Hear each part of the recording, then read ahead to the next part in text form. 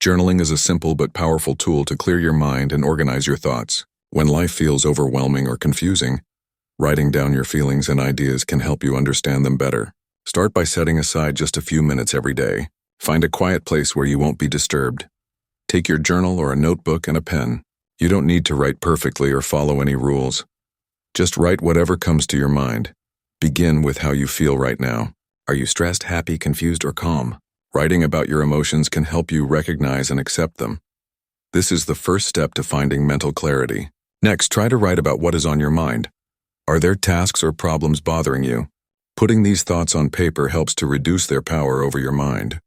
When your worries are outside your head, it's easier to see solutions or decide what to do next. You can also use journaling to set your goals or plan your day. Writing down what you want to achieve brings focus and direction. It stops your mind from jumping around and helps you prioritize what is important. If you face negative thoughts or self-doubt, try writing positive affirmations.